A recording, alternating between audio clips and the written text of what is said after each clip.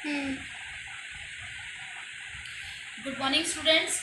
In the previous lecture, we were discussing about the communication, in which telecommunication we already discussed. Now concentrate on the radio and television, which is the second communication services. Radio and television is also known as mass media. इसे हम mass media भी कहते हैं। Mass media क्यों कहते हैं? क्योंकि एक ही जो है डिवाइस के ज़रिए हम अपने मैसेजेस जो हैं वो थ्रू आउट द वर्ल्ड या कंट्री या मास पब्लिक, जिसको हम कहते हैं कि ह्यूज पब्लिक को हम कन्वे कर सकते हैं। So these are also known as a mass media and it is a very revolutionary step in the communication, because through the radio and television we got different types of entertainment, farming, agriculture, music, dance, movies, whatever we can get from the radio and television. Radio और television में हमें entertainment programme ही नहीं बल्कि educational programmes भी मिलते हैं, कुछ इंफॉर्मेटिव्स भी मिलते हैं, न्यूज़ भी मिलती है through out the country, through out the world. हम के बारे में हम इजीली जो है रेडियो और टेलीविज़न से जान सकते हैं। तो एक ही इंफॉर्मेशन एक ही टाइम पर एक ह्यूज पॉपुलेशन को टेलीकास्ट होती है। So these are also known as mass media. Third communication service is newspaper. This is also called as print media. It is very important print media through which we can get the news from all around the world. पूरे संसार के बारे में हमें जो भी news है वो हमें न्यूज़पेपर के थ्रू मिल जाती है और ये बहुत ही इम्पोर्टेंट जो है रोल प्ले करता है।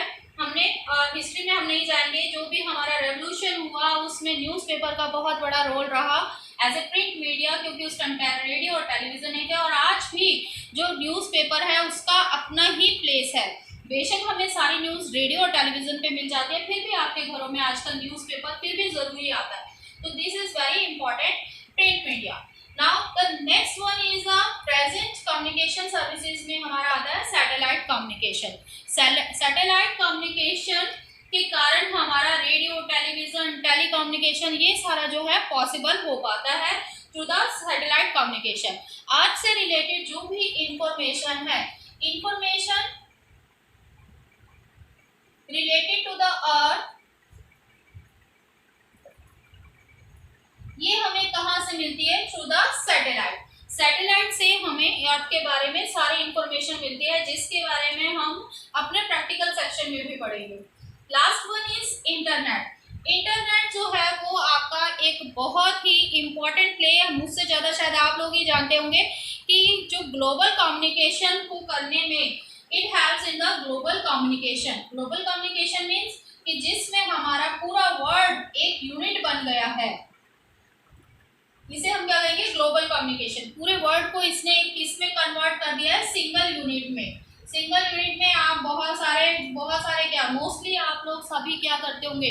फेसबुक सब चलाते हो, सोशल मीडिया साइट्स आप ओपन करते हो, आप यहाँ बैठे हो अपने फ्रेंड से आप यहीं पर चैट कर रहे हो थ्रू द व्हाट्सएप और फेसबुक, चाहे वो आपका अमेरिका में बैठा है कोई फ्रेंड या फिर ऑस्ट्रेलिया में है। तो ये सारा जो है वो किसके कारण पॉसिबल है? इंटरनेट। सिर्फ आपकी चिट चैट ही नहीं, जितनी भी आजकल हमारी मेल चल रही हैं, मेल के जरिए हम जो काम करते हैं, बिजनेस करते हैं, सारा थ्रू आउट वर्ल्ड हम बिजनेस कर रहे हैं। कोई हम पर्सनली वहाँ पर नहीं जा रहे, हम यहाँ से अपने जो है मेल्स भेज देते हैं और इंटरनेट के जरिए जो है वो हम अपना मैसेजेस वहाँ पर सेंड कर देते हैं, ऑर्डर प्लेस कर देते हैं। और इस तरीके से ये सारी चीज़ें किसके कारण पॉसिबल हो रही है? इंटरनेट के कारण। तो इंटरनेट जो है वो एक स्ट्रॉन्ग मीडियम बन गया है कम्युनिकेशन सर्विसेज में। So this was the transport and communication. Now the next tertiary activities is services. Okay students, let's continue our third tertiary activity, that is services. Services which are available for the people. Sometimes these are available for the industries and sometimes they are provided for the both people as well as for the industries. Like transport services is available for the people as well as industries. लोगों को भी एक जगह से दूसरे जगह तक ले जाने के लिए ट्रांसपोर्ट मिल का यूज़ किया जाता है। ऐसे ही ही ट्रांसपोर्ट अपनी सर्विसेज इंडस्ट्रीज़ को भी देता है, रॉ मटेरियल को इंडस्ट्रीज तक पहुंचाने के लिए और फाइनल गुड्स को मार्केट तक ले जाने के लिए। तो ट्रांसपोर्ट जो है वो क्या है, इसमें हम एग्जांपल दे सकते हैं ट्रांसपोर्ट का कि ट्रांसपोर्ट जैसे कि दोनों के लिए यूज़ किया जाता है। अब जैसे कि कुछ सर्विसेज हैं जो सिर्फ लोगों के लिए, जैसे कि एक वॉशरमैन है वो अपनी सर्विस देता है, वो किसको दे रहा है, सिर्फ अपने हाउस होल्ड्स को दे रहा है, घरों में दे रहा है, लोगों को दे रहा है। ऐसे ही इंडस्ट्रीज है, इंडस्ट्रीज में एक इंजीनियर वर्क कर रहा है तो वो अपनी सर्विस किसको दे रहा है, सिर्फ इंडस्ट्रीज को दे रहा है, ना कि लोगों को दे रहा है। तो कुछ सर्विसेज ऐसी हैं जो सिर्फ लोगों के लिए अवेलेबल है, पीपल्स के लिए है, और कुछ इंडस्ट्रीज के लिए, और कुछ ऐसी कॉमन सर्विसेज हैं जो दोनों के लिए अवेलेबल होती हैं। अब हर सर्विस की जो है वो क्या होती है, एक कॉस्ट होती है। एक हाउसवाइफ जो अपने घर में काम कर रही है उसको हम सर्विस में नहीं काउंट करते, क्यों? क्योंकि उसका जो वर्क है वो जीडीपी में काउंट नहीं होता, उसके लिए उसे कोई पोस्टिंग नहीं मिलती, उसके लिए उसको पे नहीं किया जाता। लेकिन किसी भी सर्विस के लिए हम क्या करते हैं, पे करते हैं, चाहे वो ट्रांसपोर्ट है, चाहे लॉन्ड्री है, आप बाहर से आयरन कराते हो अपने क्लोथ्स को तो उसके लिए उसको पे करते हो। अगर आपकी मदर कर रही है तो आप पे नहीं करोगे, बट अगर बाहर से आयरन करा रहे हो तो वो आपका क्या क्या इंक्लूड होगा, सर्विस में इंक्लूड होगा। यानी हम हर सर्विस के लिए क्या करते हैं, कॉस्ट पे करते हैं, जो उस पर्टिकुलर इंडिविजुअल को उसकी वेजेस के रूप में या सैलरी के रूप में हम देते हैं। ये कॉस्ट हम कैसे पे करते हैं, वेजेस और सैलरी के रूप में हम उसे पे करते हैं उस पर्टिकुलर इंडिविजुअल को जो हमें अपनी सर्विसेज प्रोवाइड कर रहा है। Now we have different types of services. There are 5 main services. First is low order services. Low order services हम कह सकते हैं कि जो हमारे नीचे के दर्जे के काम होते हैं, यानी कि जो हमारे लो लेवल की सर्विसेज हैं उन्हें हम क्या कहते हैं, लो ऑर्डर सर्विसेज। जैसे कि आपके पड़ोस में कोई ग्रोसरी शॉप है, सब्जी वाले की दुकान है, ठीक है, तो वो किस सर्विसेज में इंक्लूड होगी, लो ऑर्डर सर्विसेज में। ऐसे ही जो लॉन्ड्री है या फिर एक बार्बर है, ठीक है, बार्बर हो या लॉन्ड्री सर्विसेज हैं, ये सारी सर्विसेज हमारी किस में आती हैं, लो ऑर्डर सर्विसेज में आती हैं। मोस्टली इसको हम ऐसे भी कह सकते हैं कि मोस्टली जो ये वर्क है वो इसमें कैसा वर्क इंगेज होता है, फिजिकल वर्क। एक मजदूर या एक वर्कर या एक लेबर को भी हम किस में काउंट करेंगे, लो ऑर्डर सर्विसेज में, क्योंकि यहाँ पर लोगों का जो मेन वर्क है वो क्या है, फिजिकल वर्क है, शारीरिक काम है। यहाँ पर उनके मेंटल वर्क का इतना ज़्यादा जो है इम्पोर्टेंस नहीं है या उनकी ज़रूरत नहीं होती। सेकंड होती है high order services. High order services यानी जिसका ग्रेड ऊंचा है, हाई ग्रेड की सर्विसेज जो है। हाई ग्रेड सर्विसेज में हम एग्जांपल दे सकते हैं, जैसे कि कोई अकाउंटेंट हो गया, कंसल्टेंट्स हो गए, फिजिशियंस हो गए, लॉयर्स आ गए, इसमें टीचर्स हैं, ठीक है। तो ये सारे हमारे क्या है, हाई ऑर्डर सर्विसेज में जो है इनको इंक्लूड किया जाता है। हाई ऑर्डर सर्विसेज में जो लोग एंगेज हैं उनका वर्क मेनली कैसा होता है, मेंटल वर्क। इन सब में उनके दिमाग का ज़्यादा यूज होता है, ना कि उनकी फिजिकल स्ट्रेंथ का। These are the basic difference between the low order and high order services. Means low grade services in which the physical strength is more important, and in the high order services we can call it high grade services in which the mental level or mental strength of the person is more important. Now the third one is regulated services. Regulated services यानी कि जो services provide की जा चुकी हैं उनको maintain करना, ठीक है, उनकी या तो मेकिंग या फिर मेंटेनिंग का जो काम है वो क्या कहलाता है, हमारा रेगुलेटेड सर्विसेज, कि वो जो सर्विसेज प्रोवाइड की गई हैं वो प्रॉपरली वर्क कर रही है या नहीं कर रही है, प्रॉपरली रेगुलेट हो रही है या नहीं हो रही। जैसे कि एग्जांपल हम इसमें दे सकते हैं हाईवेज को बनाना और बाद में उसकी मेंटेनेंस। तो जो आपका जैसे कि अब आपका जीटी रोड है, जीटी रोड एक बार हाईवे बन गया, वो सर्विस हो गई कंप्लीट। अब उसको मेंटेन करना, मेंटेन किस फॉर्म में कर रहे हैं, आपके हर जीटी रोड पर जो भी आपका नया रोड बनता है जीटी रोड, उस पर क्या लगा दिया जाता है, टोल टैक्स लगा दिया जाता है। अब वो टोल टैक्स किसके लिए है, उस हाईवे को मेंटेन करने के लिए। तो ये जो है वो हमारी गवर्नमेंट गवर्नमेंट जो है, गवर्नमेंट भी प्रोवाइड कर सकती है ये रेगुलेटेड सर्विसेज, या फिर कंपनीज। अब गवर्नमेंट क्या करती है, गवर्नमेंट ये जो हाईवे का जो है वो प्रोजेक्ट के क्या निकालती है, एक उनका जो है उसमें ठेका जिसको हम कहते हैं वो निकलता है, तो वो कंपनीज को देती है। वो प्रोजेक्ट जो है वो किसी कंपनी को दे देती है, तो वो कंपनी जो है आगे उसकी मेंटेनिंग का काम देखती है। जैसे कि ये टोल टैक्स है वो सीधा किसके अंडर है, किसी एक कंपनी के, और वो जो है कंपनी बाद में गवर्नमेंट को पे करती है। तो ये जो मेंटेनिंग का काम है वो गवर्नमेंट भी करती है। गवर्नमेंट की कोई एजेंसी भी हो सकती है, या फिर इसमें कोई कंपनी भी इन्वॉल्व हो सकती है जो रेगुलेटिंग का काम करेगी। तो ये तीनों ही फॉर्म में हमें ये रेगुलेटिंग सर्विसेज मिलती है। जैसे कि फायर फाइटिंग डिपार्टमेंट है, अब ये डिपार्टमेंट एक बार बना दिया गया, सिर्फ इसका रेगुलेशन देखा जाता है, गवर्नमेंट इसको रेगुलेट करती है।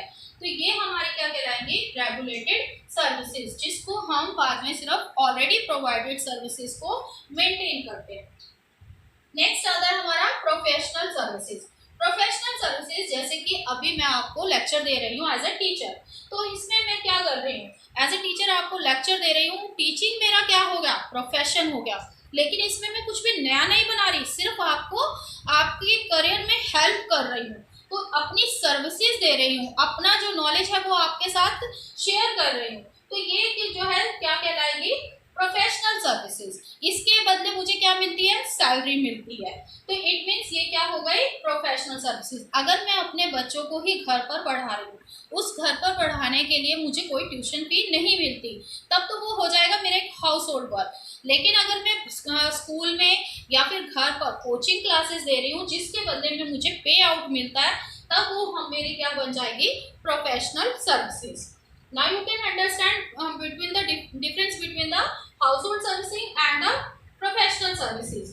लेकिन हम जब बात कर रहे हैं अपने कंट्री को लेकर, तो उसमें हम जीडीपी में जो कंट्रीब्यूट करती हैं सर्विसेज, हम उनके बारे में पढ़ेंगे।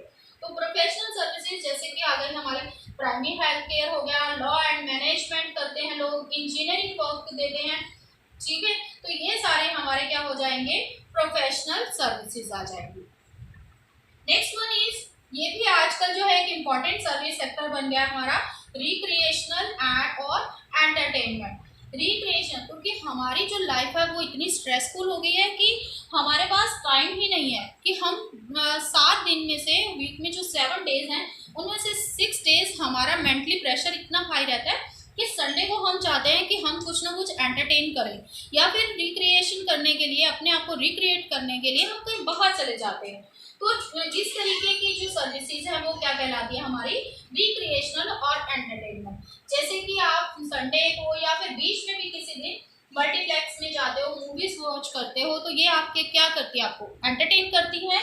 तो ये हमारी क्या कहलाएगी, रिक्रिएशनल और एंटरटेनमेंट सर्विसेज। ऐसे ही आप घर पे, अब मैं भी हूँ, 7 के 7 दिन मुझे तीनों टाइम खाना बनाना पड़ता है, कभी तो फेडअप होंगी, है ना। तो इसके लिए मैं कभी कह देती हूँ कि नहीं आज खाना नहीं बनाना, आज हम फन करते हैं, थोड़ा सा मुझे भी रिलैक्स करना है, तो आज बाहर खाना खाना चलते हैं, तो हम रेस्टोरेंट चले जाते हैं। तो इट मीन्स मैं अपने आप को उस टाइम क्या कर रही हूँ, रिक्रिएट कर रही हूँ। तो ये हमारी सर्विसेज, ये रेस्टोरेंट भी क्या बन जाएगी, हमारी रिक्रिएशनल सर्विसेज बन जाएंगी। इसी तरीके से आप मॉल्स में जाते हो अपने आप को रिक्रिएट करने के लिए या एंटरटेन करने के लिए, so these also, all these are called recreational और एंटरटेनमेंट सर्विसेज। अभी हमने 5 कैटेगरी देखी इन द सर्विस सेक्टर। अब इसमें एक और है कि हमारा informal and non formal services. Informal और नॉन फॉर्मल सर्विसेज जैसे कि आपने 10th में भी पढ़ा था, that is related to the unorganised sector. Unorganise sector में जो सर्विसेज प्रोवाइड की जाती है उनको इनफॉर्मल या नॉन फॉर्मल सर्विसेज कहते हैं। मेनली ये सर्विसेज हम किसके लिए हम यूज़ करते हैं ये term, for the rural people who migrate to the urban area। अब क्या होता है कि लोग जो हैं वो एम्प्लॉयमेंट की सर्च में, यानी in the search of employment, they migrate to the urban areas. Urban areas में वो किस लिए माइग्रेट कर जाते हैं? एम्प्लॉयमेंट के कारण। अब इनको क्या होगा कि अर्बन एरियाज में जाएंगे तो सभी के लिए एम्प्लॉयमेंट जो है वहाँ पर पॉसिबल नहीं होता, तो कुछ लोग ऐसे हैं जो वहाँ पर लॉ ऑर्डर सर्विसेज जो हैं अनऑर्गेनाइज सेक्टर में शुरू कर देते हैं। कोई यहाँ पर आकर जो है वो अपना रिक्शा पुलिंग का काम करना शुरू कर देता है, कोई जो है लेबर वर्क करना शुरू कर देता है, कोई हाउस होल्ड्स में एज अ लेबर काम करना शुरू कर देता है। तो ये सारी हमारी क्या कहलाएंगे? इनफॉर्मल और नॉन फॉर्मल सर्विसेज। जैसे कि मुंबई में टिफिन सर्विसेज है जो वहाँ के नियर अबाउट 1,50,000 लोगों को पर डे जो है टिफिन प्रोवाइड करते हैं। तो ये सारी सर्विसेज हमारी किस में इंक्लूड होती है? इनफॉर्मल और non formal services which are mainly provided by the rural people who migrate in the search of employment in the urban area। ठीक है, नेक्स्ट है हमारा people engaged in service sector। People engaged in tertiary activities।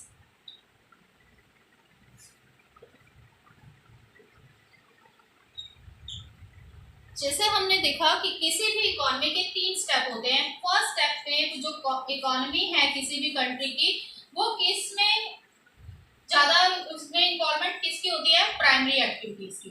कि वहाँ पर जो ज़्यादातर लोग हैं वो किस में इंगेज होते हैं? प्राइमरी एक्टिविटीज़ में। जैसे कि इकोनॉमी एक्सपैंड होती है, ग्रो होती है, तो पीपल किस एक्टिविटी में इंगेज हो जाते हैं? सेकेंडरी एक्टिविटी में, मैन्युफैक्चरिंग इंडस्ट्रीज और एक्टिविटीज में। तब हमारी मेन इंपॉर्टेंट एक्टिविटीज कौन सी हो जाती है? Secondary activities. तो ये हमारी कह सकते हैं हम, ये जो हमारी अंडर डेवलप्ड कंट्रीज होती हैं, ये उनमें हमें क्या मिलेगा कि वहाँ की मोस्टली पॉपुलेशन किस में एंगेज होगी? प्राइमरी एक्टिविटीज में। जैसे कि वो कंट्री डेवलप करेगी वो कौन सी स्टेज में आएगी? सेकेंडरी एक्टिविटी में। तो ये जो स्टेज होती है वो कौन सी टाइप की कंट्रीज की होती है? डेवलपिंग कंट्रीज की होती है, कि जो अभी भी डेवलप कर रही हैं, डेवलपिंग स्टेज में है। तो यहाँ पर हमारी कौन सी कंट्रीज आ गई? Developing countries. जब हमारे किसी भी कंट्री का सेकेंडरी सेक्टर जो है डेवलप हो जाता है, then they step into the third stage, that is tertiary activity. तब वो कौन सी एक्टिविटी में पहुंच जाती है? वहां पर मेन प्रायर एक्टिविटी कौन सी हो जाती है? Tertiary activities. तो ये स्टेज कब होती है? जब कोई कंट्री अच्छे से ग्रो कर जाती है, यानी mostly this is found in the developed countries. अब यहाँ पर आपने देखा कि डेवलप्ड कंट्रीज में मेनली जो लोग हैं वो किस में एंगेज हैं? टर्शियरी एक्टिविटी में। तो हमें ज्यादातर टर्शियरी एक्टिविटी का कंसंट्रेशन कहाँ मिलता है? डेवलप्ड कंट्रीज में, where the 75% people are engaged in tertiary activity. ऐसा नहीं है वहां पर सेकेंडरी सेक्टर या प्राइमरी सेक्टर होता ही नहीं है, होता है, बट उसमें ज्यादातर जो कंसंट्रेशन है लोगों का वो कौन सी इसमें मिलेगा हमें?